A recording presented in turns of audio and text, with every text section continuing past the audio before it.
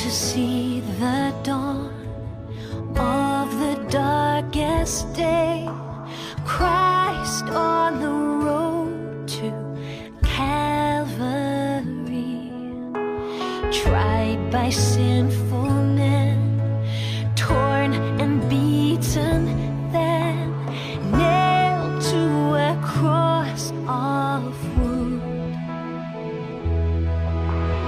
Oh, to see the pain written on your face, bearing the awesome weight of sin, every bitter thought and every evil deed, crowning your blood-stained brow.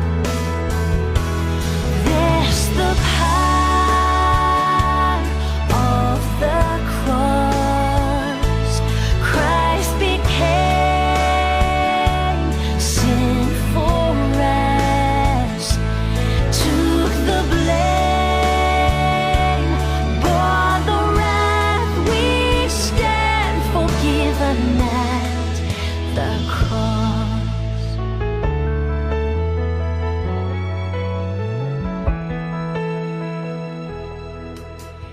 Now the daylight flees, now the ground beneath quakes as its maker bows his head.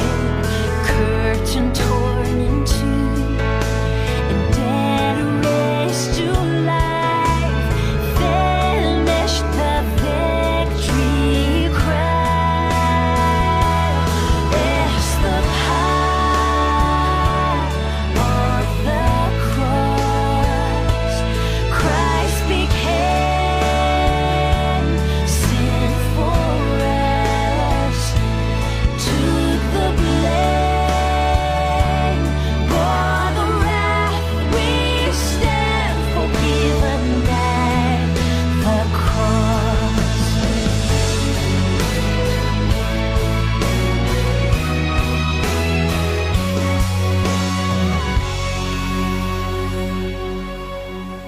Oh, to see my name written in the wounds, for through your suffering I am free.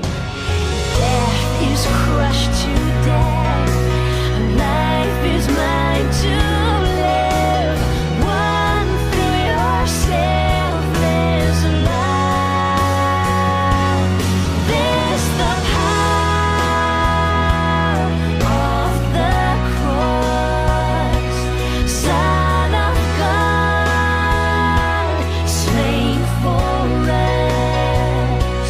What a love, what a cost. We stand forgiven. Oh, what a love, what a cost. We stand forgiven at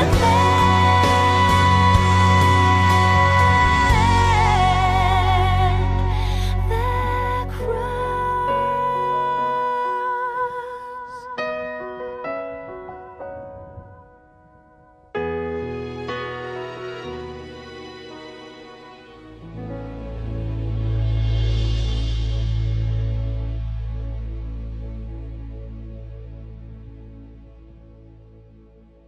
Amen. Isang mapagpalang umaga po muli sa bawat isa. No, nandito pa rin po tayo sa series po nating Spirit-Filled Life, yung fruit of the Spirit. Last time po, last 3 weeks ago, ano yung last topic natin? But the fruit of the Spirit is, una, love, si joy, at saka si peace. No? Love, joy, peace. At ngayon po, may tatlo po yung ating pong tatalakayin po ngayon. Yung next 3 is about patience, kindness, and goodness. No? Dito tatlo po yung ating pong tatalakayan. Ngayon, tignan muna po natin yung patungkol po dito sa spiritual growth po ng bawat isa. Sabi nga po, but the fruit of the Spirit is love, joy, peace, patience, kindness, goodness, faithfulness, gentleness, and self-control. Against such things, there is no law. At sa pamagitan po ito, tayo po'y lumalago sa pananampalataya. Dahil growth is command. Sinasabi po yan na kapag mayroon ka itinanim, dapat po yan lumalago. Sumisibol, lumalago at na nagkakabunga. Kaya growth is a command. And growth is needed for every Christian. Wala pong Kristiyano ang hindi po lumalago. Kapag sinabi mo ikaw ay Kristiyano, ikaw po ay dapat na lumalago o dapat tayo po ay mga lumalago. And growth is not instant. Hindi po ito kagaya ng mga kinakain natin ng mga instant noodles. Noodles tuloy. Instant noodles. No? Na-excite lang ako. No, growth is not instant. Ang paglago po spiritual ay hindi po ito overnight or one click. Ikaw ay malago na, alam mo na lahat ng bagay. No? Gradual po ito para pong halaman po talaga. Kaya nga po yung fruit of the Spirit, prutas, bago maging prutas po ay maging ano po yan, no? Mag-sprout, sisibol, magkakaroon ng dahon, magkakaroon ng sanga dahon, hanggang sa ito ay mamunga. At ano po ito, no? Hindi po ito basta-basta o biglaan lamang na magkakabungang isang bagay. No? Growth is not instant. And growth requires effort. Effort. Bago magkabunga, bago mamunga po o magkaprutas ang isang halaman, no, dinididigan po yan. Hindi po yan itinanim at iniiwan basta-basta. Yan po ay meron pong effort din po tayo na kapag pinagkaloob sa atin o binigay sa atin, meron din po tayong ginagawa. Kailangan nating sumunod sa bawat gawain ng ating Panginoong Diyos. Ano yung mga effort na dapat nating gawin? Kagaya pong ito. Anong ginagawa natin ngayon? Ano bang meron ngayon sa araw po na ito? Bakit tayo nandito? Anong purpose natin? Ito yung ating pong Sunday worship. Hindi lang po ito Sunday worship. This is corporate worship. Iba pa po yung personal worship po natin from Monday to Saturday. Then, pag Sunday, ito pong ating corporate worship. Hindi ito ang ating Sunday worship. Kasama po ito sa effort na dapat po natin gawin. At maging mga small groups po natin, mga fellowships po natin, mga prayer time po natin. Kasama po yan sa paglago nga spiritual. Kasama po yan sa growth requires effort. At maging po noon sa mga unang panahon, sa panahon po ng mga alagad, hindi lamang po sila nagfe-fellowship ng sama-sama, kundi maging sila po nagfe-fellowship din po in group, small group, or tinatawag na large group. Ito po, large group fellowship po ito. At meron din po tinatawag na small group fellowship po nila. And they met together in the temple and they met in homes. Kaya nga po yung paglagong spiritual, marami pong nakapaloob po dyan. Marami pong mga bagay na dapat po nating gawin. They were devoted to fellowship. At maging serving at tinatawag yung paglilingkod. Kasama po yan sa paglagong spiritual. Yung daily quiet time natin at maging ating mga pagkakaloob ay kasama po yan sa ating pong paglagong spiritual. Then yung growth must occur in two ways. Una po, yung knowledge tsaka yung tinatawag na grace. And sa 2 Peter chapter 3 verse 18, but grow in the grace and knowledge. Grow and knowledge. Kaya ito po nga, ating po tinatalakay yung pinag-aaralan po nga fruit of the Spirit, ito po ay dapat na nakukultivate, kinukultivate po ito. Tingnan po ninyo, sa panahon natin ngayon, ang daming mga may sakit. Dahil sa kinakain natin ay puro mga karne. Samantalang ang kumakain ng mga puro gulay, no, hindi naman sa hindi nagkakasakit pero malayo sa sakit. Malakas ang pangatawan. I-observe po ninyo, no? Yung karne, anong karne ba? Buhay, patay.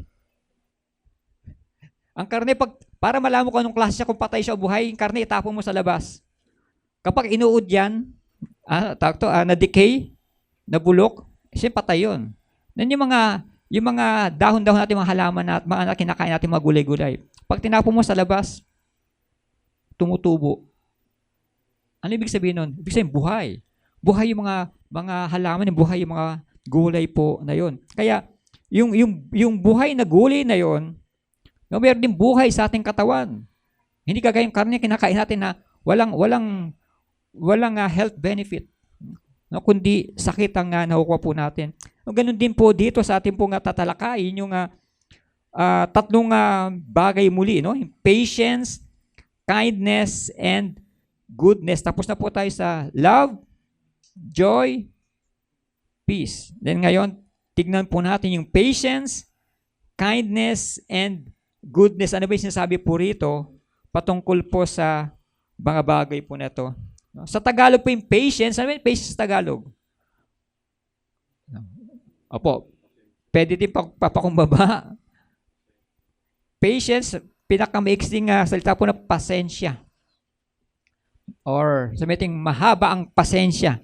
Sa iba kasing salin ay long suffering. Ang bilis ng slide natin tapos na agad. Parang may lakad yung ating projectorist, no? Okay mo. No, patience, una po is being slow to anger. No? Ibig sabihin, kung ikaw ay pasensyosong tao, hindi ka basta-basta nagagalit. Hindi sinabi na hindi ka dapat magalit, kundi hindi ka basta-basta nagagalit. Bakit ka nga ba nagagalit? Dahil ang dami mga bagay na nangyayari sa ating buhay. Minsan yung hardship, yung mga ginagawan tayo na hindi maganda, nagagalit ka. Or sa hindi pabor sa'yo yung pagkakataon, hindi pabor sa'yo yung mga araw na yon.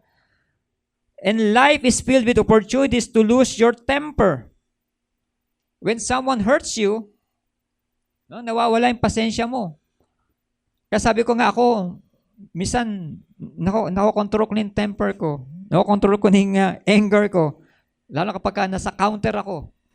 Lagi ko nasabi po sa inyo, kapag sa counter ako, parang napakaliit ng pasensya ko.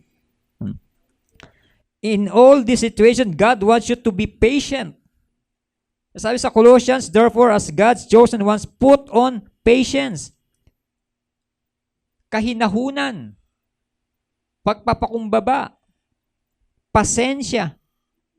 And sa James, everyone should be quick to listen, slow to speak, and slow to anger.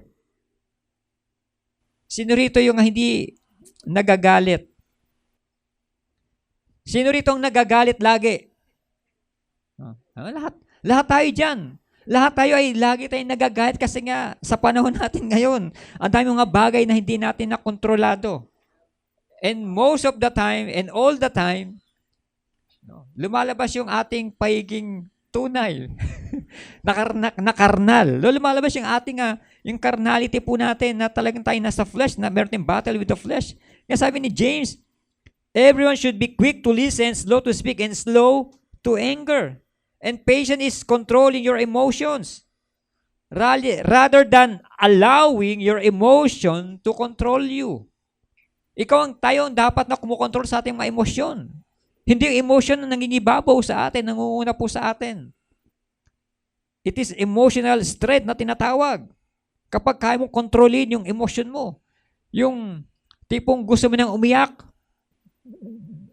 ano pagka pinigilan mo iyak mo? Actually, hindi kayang pigilan iyak. Pwede yung pigilan yung hagulgulo, pero yung pagtulo, pagpatak ng luha mo, hindi mo kayang pigilan po yan. But still, you're controlling your emotion. Minsan, gusto mo nang magalit, pero nakokontrol mo pa rin yung emotion mo. No? Na hindi ka magalit o hindi ka magkasala sa iyong pagkagalit. And patience is controlling your temper, so that your temper doesn't blow up everything around you. Yung sinasabi nila na may mga taong hindi nagagalit, pero kapag ka nagalit, para bulkan na sumasabog. Na sobrang magalit naman. Hindi po yung mga lasing po na kapag lasing, matapang. No? Hindi po yun. No? Patience is controlling your temper. Sino rito yung konting kibot, galit? Konting kibot, Ano yung pinakamataas sa praise and worship? Ano yung pinakamataas na note? Ano yung pinakamataas na note? Do, re, mi, fa, sol, la, ano? Do ba? Lagi naka-high note, lagi mataas ang boses. No? Konting bagay ay napakataas agad ng boses. No? Patience is getting angry slowly. Hindi tayo dapat daw basta-basta nagagalit. Pwede magalit. No? Wala pong taong hindi nagagalit. And even our Lord Jesus Christ, nagalit din po siya. Pero hindi po siya nagkasala. Samantalang tayo, kapag tayo nagagalit, no, iba-iba ng mga salita o boses o mga bagay na lumalabas po sa ating mga bibig, which is wrong. Diba? Minsan, nakakapagsalita tayo hindi maganda, na nakakasakit tayo ng damdamin ng ating kapwa at maging po ng ating pong mga anak. No? Patience is restraining your anger, holding your anger in check. It is turning anger away when it knocks on the door. No, kaya nga po yan, din po yung difference ng magkapatid na sina Cain at Abel. Si Cain ay meron siyang anger sa kanyang puso. Meron po hindi niya kayang i-manage yung kanyang anger. Kaya pati ang ating Panginoong Diyos ay pinapakitahan niya ng kanyang galit. Kaya nga po siya nagkakasala sa harapan po ng ating Panginoong Diyos. And another word for patience is long-suffering. Sa ibang salin po ay long-suffering po yan. Long-suffering, napakahabang pasensya. Sa Tagalog po, mahaba po yung PC. And patience is the ability to suffer long without getting angry. Kaya pala, long-suffering. Our suffering is long, na tinatawag.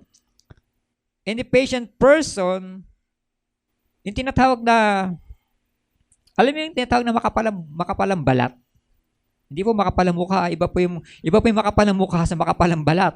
Makapalang balat parang baka o yung baka o baka tsaka, ano yung counterpart ng baka? Kalabaw. No? Parang mga baka at kalabaw, makakapalang balat, dapat ganun daw po tayo, yung patient person. Has thick skin. Makapal ang ating mga balat.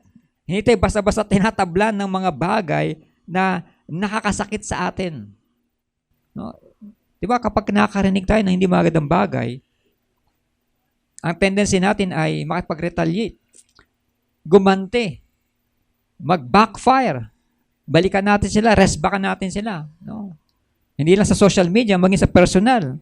No? Kaya tignan yung mga kabataan ngayon, ba't ang daming nakita sa social media ngayon na yung mga kabataan, nire-resbackan yung mga ibang mga estudyante, ginugulpi, binubugbog. At maging dito sa Tansa, ang dami nang nahuhuli ni Mayor na ng mga estudyante. No? Pero ganun pa man, bantayan natin ang ating mga anak kasi baka sila ay mapasama din po doon, mapasama kina Mayor Matro doon sa Tansa na nahuli na yung mga abang tropa yun, abang grupo yun, TBS. Mahirap talaga, no? Yan yung isa sa mga problema natin ngayon bilang mga magulang, yung hindi natin makontrol yung ating mga anak. Lalo na kapag sila'y napasama sa mga maling barkada, napasama sa mga maling tropa na tinatawag. No?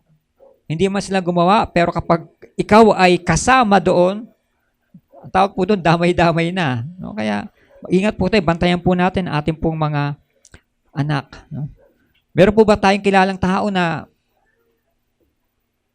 hindi man makapal ang balat, hindi man makapal ang mukha, pero yung tinatawag na balat sibuyas naman.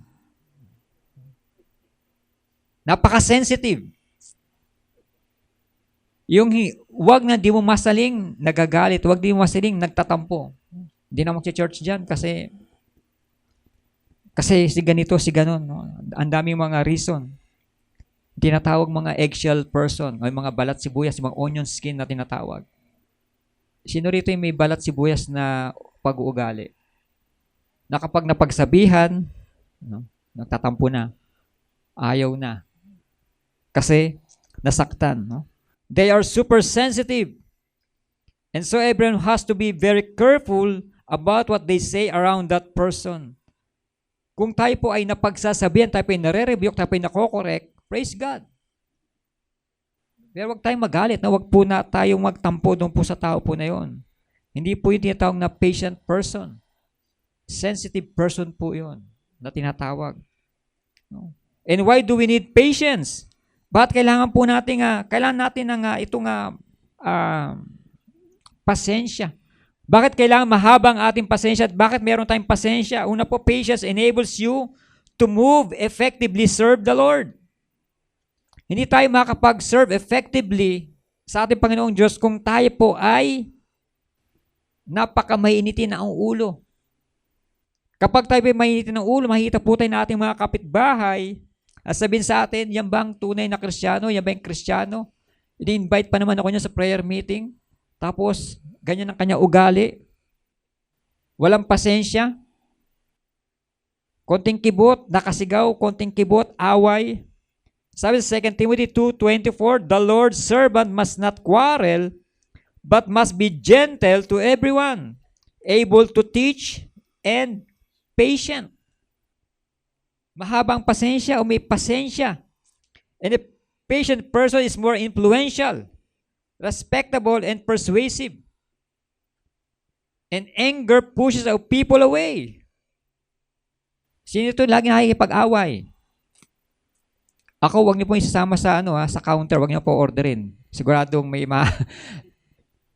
parang proven ko po talaga. Hindi ko po alam bakit kapag sa counter talaga lagi ako may argumento talaga. Hindi ko po alam talaga kahit anong timpi ko lumalabas talaga pagiging karnal ko. Kaya minsan, ito share ko na sa inyo, sabi ko na pagtatagumpayan ko na yung aking anger doon sa counter, yung aking patience.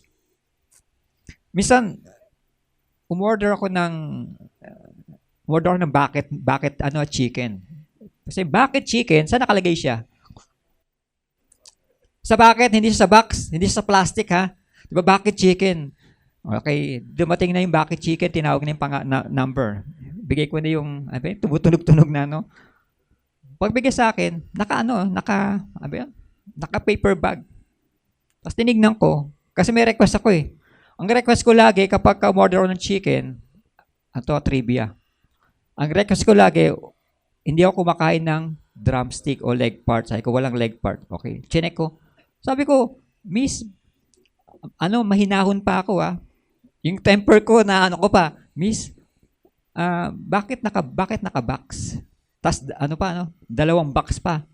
Ay, isang box siya tapos umaapo pa, hindi maisara ng ayos.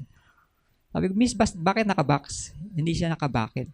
Ay, kasi sir, wala na kaming bucket. Sabi ko, kasi ang order ko bucket. Bakit ganito? Ang order ko bucket naka-box. Sabi, sir, pasensya na wala na. Sabi, sir, ilalagay ko na lang sa dalawang box. Ay ko, hindi, bakit lumalabas na yung pagiging karnal ko. Hindi, bakit nga order ko eh. Tsaka, tignan nyo, hindi siya presentable, may pagbibigyan ako niyan. Hindi siya presentable, ibigay. Tignan nyo yung tsura niyan. Nilabas ko hanggang ganun eh. Tignan nyo, hindi man lang naisara na maayos. Kasi sabi ko, kung wala kayong bucket, cancel ko na itong order. Ganyan ako kataray. Ganyan ako kataray doon sa counter. Sabi niya, tinawag yung manager, ay sir, pasensya na kasi walang Sabi ko, kasi bakit ang order ko eh? Kung walang bakit, ano gagawin natin dyan? Sige sir, cancel na lang natin. Cancel na lang. Ganon ako kasuplado sa counter. Ayaw ko ba kung bakit ganon, No, why do we need patience? Minsan hindi tayo naging magandang example. Hindi tayo maging good example sa mga tao nakakahalubilo, nakakaharap po natin. Hindi ko alam kung tama ako o mali doon. Pero after that, parang nagigilty ako. Parang, bakit lumalabas na naman tunay na ako, Lumalabas na naman. Patience enables you to move effectively, serve the Lord. Sa mga ganung bagay, hindi natin nakakapag-serve effectively sa ganung bagay. Napakasuplado natin. Napakasuplado ko. And patience protects your relationships. Sa Proverbs 15 verse 18, a hot-tempered person stirs up conflict, but one slow to anger calms strife. Patience protects your relationships. Maging ating relasyon sa pamilya, sa iglesia, sa trabaho. And I'm sure taga sa trabaho, given na yung talagang kapag ikaw ay nasa mababa, kailangan mo talaga magpakumbaba, kailangan mo ikaw ay magpakita ng mahabang pasensya. Dahil sa boss mo walang pakundangan na mag-utos sa iyo. No? And if you are always getting angry and getting offended and losing your temper, then you cannot have peace and unity and harmony. Kapag ka magulo po talaga sa loob ng tahanan, wala talagang peace na tinatawag. Wala yung isang character doon ng fruit of the Spirit, yung tinatawag na peace. And an angry person gets offended by everything. Kung ikaw ay laging magagalitin, kasama mo ay laging magagalitin. And patience prevents you from doing something foolish.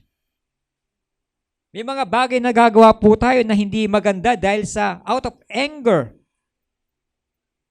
Dahil wala tayong pasensya, maraming mga bagay tayo nagagawa na hindi na maganda at hindi na po ito nakakalugod sa ating Panginoong Diyos. And anger has been called temporary insanity. Temporary insanity. Because when you get angry, you cannot think straight. And you lose control of your body. Kaya nga, kapag ikaw galit, marami kang mga bagay na nagawa na hindi maganda. Kaya minsan, di ba, pag nauhuli, ang lagi ng katwiran kasi hindi ko alam ang aking ginagawa. Dahil lasing ako. No? Yung iba naman, dahil sa sobrang galit, kaya ako nagawa yon. Kaya ako nagawa yung mga bagay dahil sa sobrang kong galit. Patience prevents you from doing something foolish. And an angry person is a dangerous person. Kaya nga po, kahit sa mag-asawa, wag daw magsasalubong ang galit ng bawat isa. Kapag galit si Mister, pwede rin magalit si Mrs. At kapag galit na si Mrs., hindi pwede magalit si Mister. Tama ba yun? Fair ba yun? Opo, patience prevents you from doing something foolish. Kapag yung mag-asawa paras galit na at nagsalubong kayo ng mga galit, anong kahantungan po niyan? Away, sakitan, minsan hiwalayan. O kaya, mag-ingat po tayo. An angry person is a dangerous person. Hindi ko sinasabi na dangerous ang ating mga misis, no? Kapag sila ay galit. No? Ito in general po ito. Huwag yung tignan ng inyong mga asawa. An angry person is a dangerous person in general. Hindi pa yung mga misis natin. Baka sabihin nyo, pinipersonal natin yung ating mga misis. No? Maging si Moses din po ay nagalit. Maraming beses po nagalit si Moses.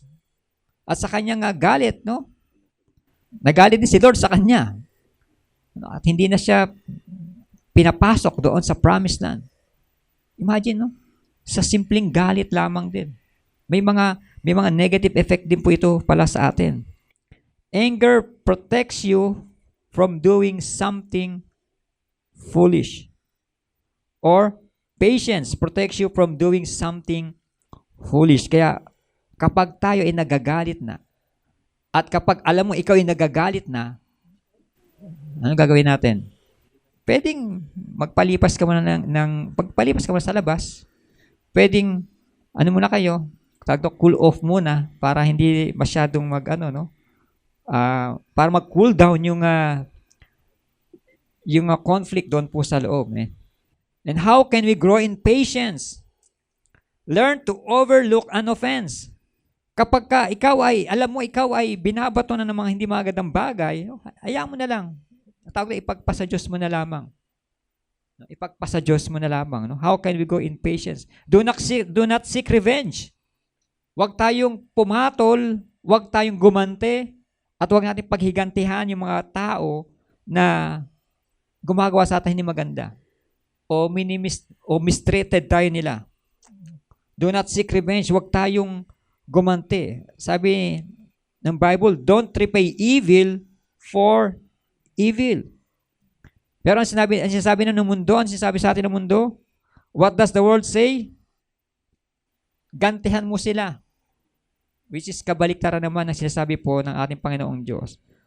Anong dapat gawin sa ating mga kaaway o maaway sa atin? Ipanalangin sila. Do not curse them. Bagkus, pray for them, ipanalangin po sila. No, yun po tinuturo po ng Biblia po sa atin. No? The Bible teaches us never to seek revenge. Never. But forgive. No? Patawarin sila. No? Patawarin mga tao nagkakasala at sumasakit po sa atin. No? Kaya mag-iingat po tayo sa mga bagay na ito. No? Patience. At maging sa mga oras po na ito. And every Sunday, kailangan po talaga ng tunay na Kristiyano itong patience. Paano po nasusukat yung patience sa atin bilang Kristiyano kapag linggo? Hindi lamang po sa paggising, pagpe-prepare po pag Sunday, and during worship service, paano po natetest yung patience po natin? Effective daw ang sermon ni pastor kasi sa bahay daw hindi siya makatulog, may insomnia siya. Kapag sa pastor na yung nagsa-sermon, effective daw. No? Tulog na tulog. Natetest with patience po natin every Sunday. Yung the way we act, the way we talk, we hear, yung attitude po natin, katignan katabi nyo, baka naghihilik na po. No? Mag-iingat po tayo. Baka yung patience natin, dito pa lamang pala ay, ano na tayo, no? Hindi na tayo pumapasa. Dahil tayo ay tulog na tulog at himbing na himbing sa pagkakatulog. No? Patience. Kasama po yan sa mga character po nitong fruit of the Holy Spirit. At pangalaw po, yung tinatawag na kindness. Kindness. Sa inyo pong salin ng Biblia, ano po yung kindness na Tagalog po dyan? Kindness. Kabaitan. Kabaitan. Kabaitan, kindness, ay goodness. Kabutihan. O, kasi ano po yan, medyo synonymous po siya. Ito ay kindness, kabaitan, goodness ay kabutihan. Dito muna po tayo sa kindness. Kindness is seeking to be helpful and beneficial to others. Kabaitan yung pagpapakita mo ng kabaitan. Lalo na po sa ibang tao. Sabi ito po ay helpful and beneficial to others. Sabi sa Ephesians 4:32, and be kind and compassionate to one another, forgiving one another just as God also forgave you in Christ. It is seeking to be a servant. Sabi, serve one another through love. It is seeking to be a servant. Yung kabaitan, yung pagpapakita mo ng kabaitan, ito yung pagpapakita mo rin ng kababaang loob na tulungan ng ibang tao. Serve one another through love. Ibig sabihin, mga ginagawa po natin kabaitan, hindi po ito out of. Kundi ginagawa po natin para sa ating Panginoong Diyos. And what kindness is not? Or what is not kindness?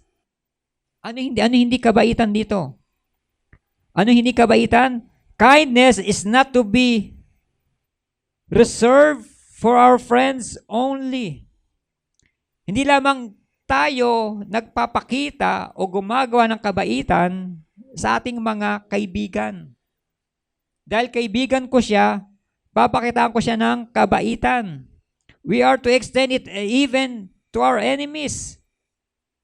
Maging yung ating yung galit sa atin, yung umaaway sa atin, o yung kaaway natin, umaaway sa atin. Pakitaan daw po natin ito ng kabaitan, hindi lamang po sa ating mga kaibigan, but also to sinners. Bagi sa mga makasalanan, hindi po sila dapat cast away sa atin. Kundi pinapakitaan din po natin sila ng kabaitan. But also to sinners by allowing them to enjoy His creation and by giving them time to repent. And kindness is not helping someone because you have to. Kindness is not helping someone because you have to, but because you desire to help. Hindi ka po nagpapakita ng kabaitan dahil kailangan. Kung hindi, dahil ito yung desire mo, ito yung kagustuhan mo na magpakita o gawin yung bagay po na yon. You are glad to help. You are looking to help. You are ready to help. And you are enjoy helping and benefiting others. Kaya po yung kabaitan, papapakita mo ng kabaitan, hindi lamang po ito dahil ikaw ay napipilitan. Dahil kailangan kong gumawa ng kabaitan. Dahil kailangan kong maging mabait. No? Kaya sabi ni Apostle Paul, gusto kong bumait. Pero di ko magawa. Sabi ni Andrew, nasa Diyos ang awa, sa tao ang gawa. Kindness is not doing what is required. Kindness is not doing what is required. Hindi lamang ito ay kailangan, no? It is doing more than is required. It is doing more than is expected. Higit, lagi higit. It is treating someone better than they deserve. Kaya kabaitan, kapag pala nakakita ka ng mga tao na gumagawa ng kabaitan, minsan mag-isip po tayo. Baka mamaya, ano po yun, may tinatawag na string attach. Baka meron sa mga hidden agenda doon sa kanilang mga ginagawa na yun. Kaya minsan, di ba kapag ka-eleksyon, ano yung mga binibigay nila? During election, ano yung binibigay nila? Before election. Sardinas. Kayo naman, judgmental naman kayo. Nagbibigay sila na yung mga paraphernalia, yung mga nila kung sino iboboto. Pero may nakaipit, no? Yung ba pagpapakita ng kabutihan? Yung ba pagpapakita ng kabutihan doon sa atin, sa mga tao inaan po nila? No? Hindi po. Ang tawag po doon, binabayaran yung boto natin. Binabayaran na nila tayo. Hindi po yung form of kindness. And kindness is not returning a favor, it is showing favor. Kaya nga po, balik tayo sa mga politiko. No, kaya nga po, di ba kapag sila ay mga nanalo, babawi. Kindness does not expect payback. Kindness does not expect payback. It is paying forward the kindness that you have received from God. It is paying forward the kindness that you have received from God. Kaya nga, isa sa maganda at pinakapangit na ugali ng Pilipino, yung utang na loob. Hanggang sa mamatay ka na, yung utang na loob handun pa rin. Kailangan mong suklian, bayaran yung bagay na ginawa sa'yo. Maganda po yun, pero up to somewhat extent yung pagtanaw mo ng utang na loob. It is paying forward the kindness that you have received from God. Kung may utang na loob man tayo sa ating Panginoong Diyos, kailan tayo tumanaw ng utang na loob sa ating Panginoong Diyos? Kailan? Wala. Pero sa tao, talagang hanggang mamatay na yung utang na loob. Ay, sige na anak, kasi napakalaki na utang na loob natin sa Kanya. Sige na, ibenta mo na yung lupa natin sa Kanya o ibigay mo na yung lupa natin sa Kanya. No, yun po yung what kindness is not. Ito yung kabaitan na hindi tama o hindi dapat. Meron po ba tayo dyan? Sa mga karakter niya, meron po ba tayo dyan? Ano yung ginagawa po natin dyan? Ano yung na-experience na po natin dyan? And how can we grow in kindness? How can we grow in kindness? Always be on the lookout for opportunities to help and benefit others. Be willing to serve in hard, dirty hands na tinatawag. How can we grow in kindness? And think of kindness as sharing happiness. Napakita po natin itong kabaitan po natin ay pagpapakita natin ng kagalakan na tayo ay masaya sa ating mga ginagawa. Kabaitan. And synonymous po siya doon sa goodness na tinatawag. Kaya wag po nating wag natin maipagpapalit po,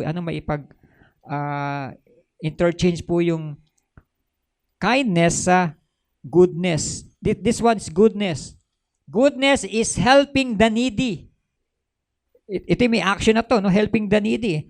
Kindness is seeking to be helpful. While goodness is helping the needy. Sabi sa Titus chapter 2 verse 14, He gave Himself for us to redeem us from all lawlessness and to cleanse for Himself a people for His own possession, eager to do good works. He gave Himself. That's the goodness of God. Goodness is helping the needy. Tayo ay mga needy. Tayo nangangailangan at kailangan natin tagapagligtas at yan ay pinagkaloob ng ating Panginoong Diyos. Kaya nga, yung the goodness of God.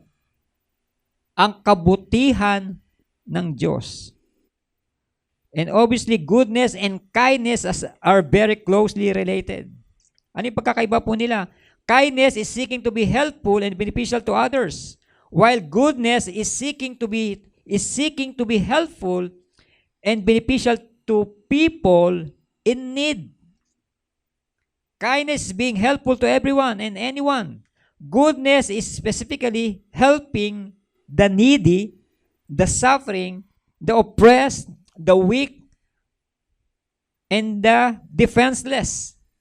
No, kaya, para magkapares po sila pero magkaiba po sila. Goodness can be pursuing justice for the oppressed. Goodness can be pursuing justice for the oppressed. Helping orphans and widows. Helping the sick. Maging pinapanalangin natin ating mga may sakit. Providing clothes for the needy. Helping the weak. Carrying others' burden. Comforting and helping the afflicted. And giving shelter to the homeless. Kasama po yan sa goodness na tinatawag. Because goodness is helping the needy. Kung tayo po ay nakaranas ng kabutihan ng Diyos sa atin, ito ay iparanas din po natin o i-share din po natin sa ibang mga tao, lalo yung mga nangangailangan. Yung po yung kahulugan po ng goodness. Dahil tayo ay nangangailangan ng kaligtasan, ipinagkaloob sa atin ating Panginoong Diyos. Well, yung mga ibang mga tao ay nangangailangan naman ng care, nangangailangan ng mga bagay, mga damit, financially, nandun po yung pagtulong po natin. Tawag po doon ay goodness. Yung tinatawag na pious work. How about pious work? Yung mga nagdodonate sa mga charity, nagdodonate sa mga foundation. Tandaan po natin lagi, babalik tayo sa salvation. Ginagawa natin to dahil tayo ay ligtas na. Yung kabutihan ng Diyos na naranasan po natin ay ipinapakita din po natin ang kabutihang ito sa ibang mga tao dahil tayo ay ligtas na. Ito'y produkto na lamang po ng ating kaligtasan. Goodness is helping the needy.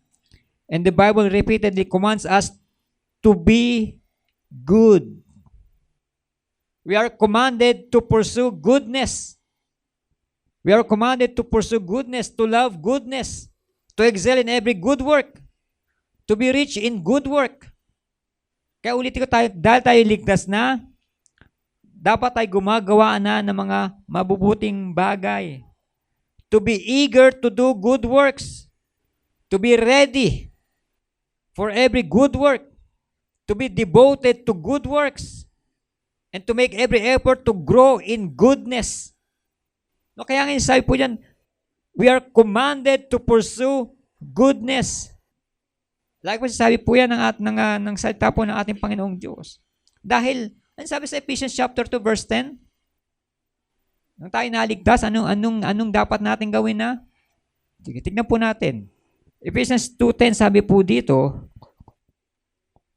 for we are God's workmanship created in Christ Jesus to do good works, which God prepared in advance for us to do. No, kasi kaya dahil tayo ligtas na, ang kaya natin gawin ngayon ay gumawa ng mabuti, gumawa ng kabutihan. Ipakita ang kabutihan ng Diyos sa atin na ginawa sa atin. Kaya, we are commanded to pursue goodness. At sa mga example na ipinapakita po ng Biblia, ito po yung story po ng The Good Samaritan. The Good Samaritan. Alam po natin yan. Sino nakakaalam ng kwento ng The Good Samaritan? Sino ang karakter po doon? Siyempre yung Samaritan. Yung Samaritan. Pare. Levita. Yung robber. Sino pa? Nung hinold up ng mga tulisan itong tao na nandun sa Jericho, di ba, iniwan siya halos patay. Halos sugatan. Halos wala ng buhay. May mga dumaang mga lingkod ng Diyos, taong simbahan. Pero anong ginawa nila? Imbis na tulungan, Yung iba ay lumagpas, iba ay lumiko ng ibang daan. Pero ano po yung mga taong simbahan po yan sa panahon natin, mga Kristiyano, quote unquote. Pero may isang napadaan doon na sinasabi lang mga pagano, walang pagkilala sa Diyos, na isang Samaritano, pero siya po ay nagpakita ng kabutihan doon sa tao na yun. Hindi lang po siya nagpakita ng kabutihan, kundi tinulungan niya pa talaga na maka-recover. Hanggang maging kanyang finances ay na-extend doon para tulungan ng tao po na yon. How can you grow in goodness? Sa pamagitan ng example nito nga Good Samaritan po na ito. How you can grow in goodness patungkol sa example ng Good Samaritan po na ito. Una po, first, look upon the needy with compassion. Look upon the needy with compassion. No, don't criticize them. Don't criticize them or laugh at them, but feel sorry for them. Look upon the needy with compassion. Tignan po natin sila ng may pagkahabag. Mahabag po tayo sa kanila. Second, give of your time. Give of your time. The priest and the Levite just passed by. When they saw the injured man, but the Good Samaritan stopped and helped. He was willing to interrupt. No, maging kanyang oras ay naabala para tumulong lamang po. No? Third, be ready for unexpected opportunities to help. Most of the time, ang pagtulong po talaga ay hindi po yan pinaplano. Minsan, or kadalasan, unexpected po yung mga bagay na kailangan nating tumulong. Isa po sa mga opportunities po natin na makatulong. The Good Samaritan did not plan a mission trip. This was not on his agenda for the day. But when he saw that someone needed help, hindi po siya naging busy, kundi siya po ay tumulong. Tinulungan niya po yung tao po na yun. Be ready for unexpected opportunities to help. At pang-apat po, be willing to get your hands dirty. Hindi po ito yung mga monkey business na tinatawag. Be willing to get your hands dirty. Ano ginawa ng Good Samaritan? Diba? Kung duguan ng taong ito at itong Good Samaritan, isang businessman, maganda kanyang kasuotan, tapos aalalahin niya itong duguan na tao, pwedeng bumagsak siya sa putikan, sa lupa, at madudumihan siya. Binandidyan niya yung sugat, nilagyan niya ng oil, nilagyan niya ng first aid, and I'm sure siya po ay nadumihan. Ang kanya kamay ay nabahiran ng dugo. Nalagyan ng mga dumi, ng putik. Be willing to get your hands dirty. Hindi po lagi tayong bed of process. Misa sa mga pagtulong. And most of the time, kailangan nating madumihan ang ating mga kamay. No, hindi po madumi na ating kamay ng kasalanan, kundi literal na makahawak tayo ng mga bagay na hindi malinis, kundi marumi sa pagtulong po natin. Imagine our Lord Jesus Christ. Ang kanyang lagi tinutulungan o pinapagaling ay mga sakit na sa panahon natin, mga yaki. Kaya tong mga sakit sa balat. Pero ang ginagawa ni Jesus, di ba? Hinahawakan niya pa. Pwede naman pagaling ni Jesus yun po yun. Sabi niya, be clean. Dahil Diyos siya, gagaling po yun. Pero bakit kailangan niya pang hawakan? Bakit kailangan pang meron pang personal touch na tinatawag? Pagpapakita po ng compassion po ng ating Panginoon Jesucristo. At panglima po, help people feel better. Hindi po bitter. No? Help people feel better, not bitter. Sino yung mga tao sa tingin ninyo na kapag nakikita ninyo kapag ka nakakausap ninyo ay gumagang yung pakiramdam ninyo. O kapag nakikita mo yung tao na yan, talagang nasisira ang araw ninyo. May ganun bang tao kayo na nakilala? Na marinig mo pa lang yung pangalan? Ayoko marinig ang pangalan na yan, nasisira ang araw ko. Help people feel better. The Good Samaritan helped the injured man to feel better physically and emotionally. Good encourager. Pang-anim, be generous. Be generous. The Good Samaritan used his own resources and money to help the man in need. Wala po, hindi po yung kasama sa budget niya, hindi po kasama sa plano po niya. Pero, na-extend yung kanyang kamay para tulungan itong taong ito na nangangailangan. At pang-pito po, rescue them or save lives. Hindi po iligtas ang kanilang mga kaluluwa, kundi sila po itulungan, i-rescue po sila doon sa sitwasyon po na yon. Hindi lang po siya tumulong, kundi ni-rescue niya po yung tao na yon na i-rescue maging kanyang buhay. Na hindi po siya mamatay doon sa sitwasyon po na yon. At pangwalo po, be willing to help anyone. Be willing to help anyone, regardless of their race, religion, appearance, age, or political beliefs. The Good Samaritan was not deterred by the injured man's race or religion. He saw a human being in need and did what he could to. Kaya yan po yung goodness na tinatawag. Yung, mas Tagalog ng goodness? Kabutihan. And kindness? Kabaitan. Kabaitan, kindness, goodness, ay kabutihan. Kaya ito yung pagpapakita ng kabutihan ng ating Panginoon Diyos sa atin at ipakita din po natin kabutihan ng Diyos na yan sa ibang mga tao. Kaya kasama po yan doon sa character po ng fruit of the Spirit. Patience, kindness, goodness, pasensya, kabutihan, kabaitan, kabutihan. Pati tuloy ako, nalilito na. No?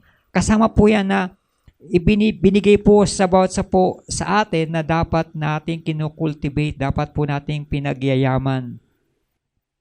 Pang-anim. No? Pang-anim na meron na po tayong character ng fruit of the Spirit. At nawa ito ay patuloy na natin nakikita. Patuloy nating nararamdaman, patuloy po natin pinagyayaman, at patuloy po natin pinapractice ang mga bagay po na yan. Pag naman ito pinapractice po yan, sayang. No? Hindi po yan lalago, magiging bonsai po yan, magiging bansot po yan. Kaya kung bibilangin po natin, kung titignan po natin, ano na yung meron sa atin na alam natin na meron tayong ganung karakter?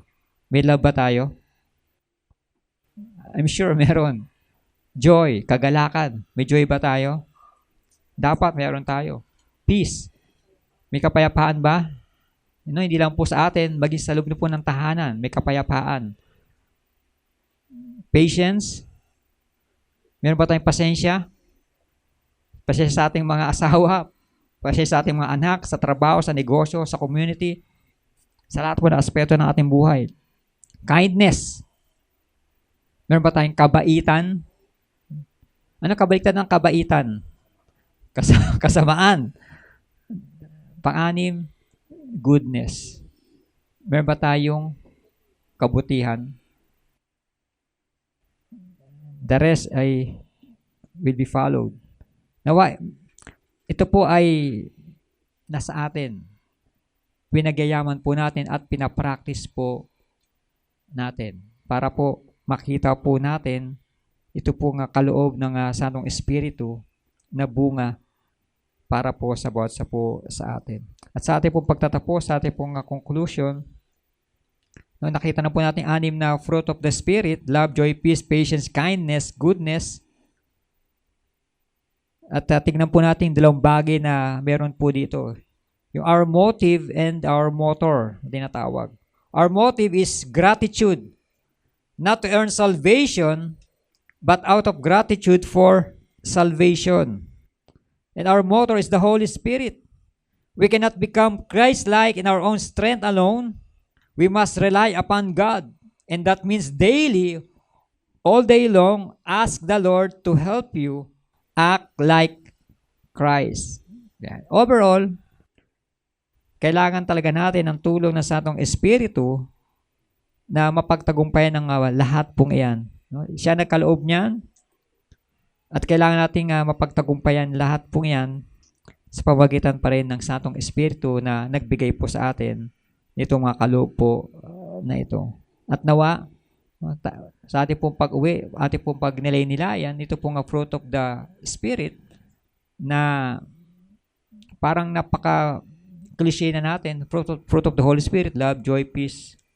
Pero hindi po natin, no, nada-dissect ano yung laman ng character nito, ng fruit of the Holy Spirit na ito. At nawa, pag nilay-nilayan po natin, lumalago na ba tayo sa love, sa joy, sa peace, sa patience, sa kindness, at sa goodness na meron po tayo. Tayo po'y manalangin. Salamat, Panginoon, sa kaloob mo na ito na fruit of the Spirit.